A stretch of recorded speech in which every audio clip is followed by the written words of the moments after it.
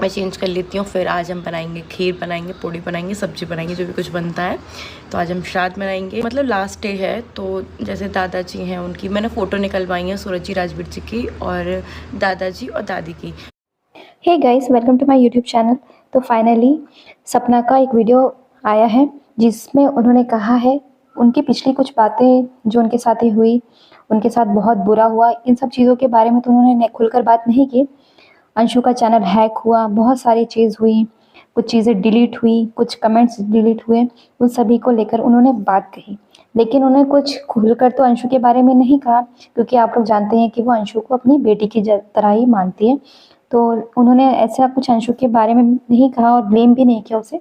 लेकिन उन्होंने ये एक बात कही कि अंशु भी छोटी है, बच्ची है, गलतियां हो ही जाती हैं। अब जैसे कि अंशु ने कहा कि उसका चैनल हैक हुआ और चैनल हैक होने के बाद सिर्फ एक काम किया गया, सपना के खिलाफ जो भी कमेंट्स थे उन्हें लाइक किया गया, बाकी सारी चीज़ें सेम टू सेम थी।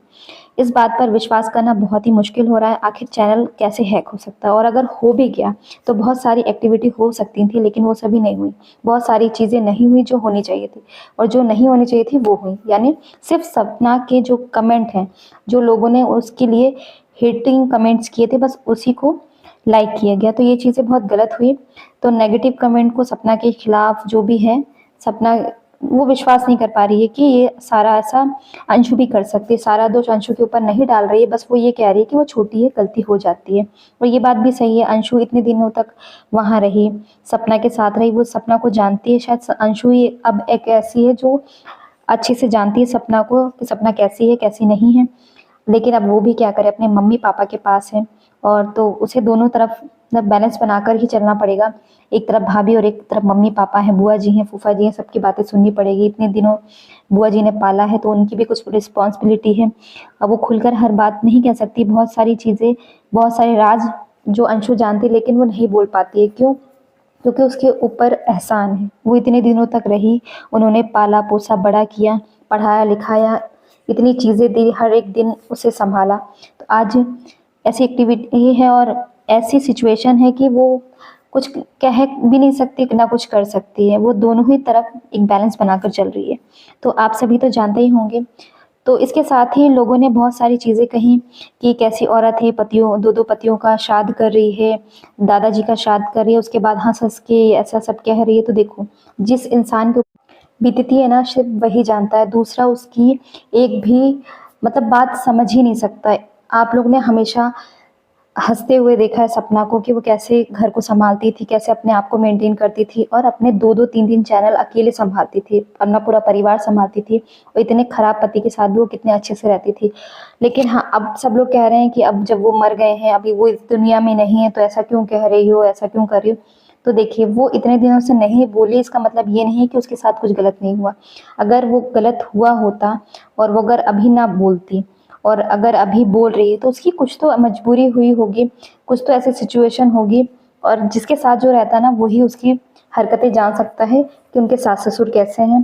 क्योंकि बहुत सारी वीडियोज़ भी उसने बताई, जो वॉइस जो उसके पास रिकॉर्डिंग थी वो भी उन्होंने बताई कि कैसे क्या उनके साथ वो मारपीट करते थे, क्या बोलते थे, क्या नहीं बोलते थे। फिर भी लोग उन्हें ट्रोल कर रहे हैं कि वो हंस हंस के पतियों का श्राद्ध करे। तो देखो, वो हंस नहीं रही थी। अभी तक उसने कभी किसी के लिए गलत नहीं कहा, ना किसी के लिए कुछ गलत किया। आज वो जो उस सिचुएशन में है, अब वो तो ना हंस पा रही ना रो पा रही है, लेकिन अब उसे श्राद्ध तो करना ही पड़ेगा। उस टाइम वो कुछ ऐसे सिचुएशन में थी, तो सबको लगा कि शायद वो हंस रही, लेकिन वो हंस नहीं रही थी।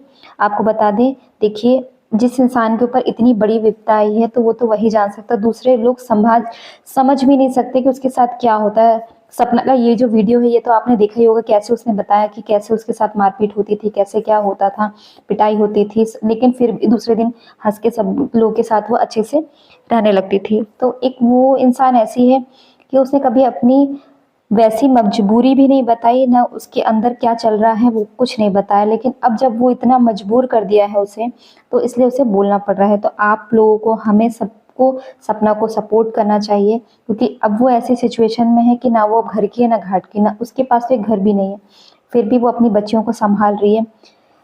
तो इसलिए हमें सबको उसका सपोर्ट करना चाहिए ताकि वो आगे बढ़ सके और अपने बच्चियों का भरण पोषण कर सके और उन्हें संभाल सके, अपने परिवार को संभाल सके और आगे जो भी हो उसके साथ सब अच्छा हो और भगवान करे सब अच्छा हो।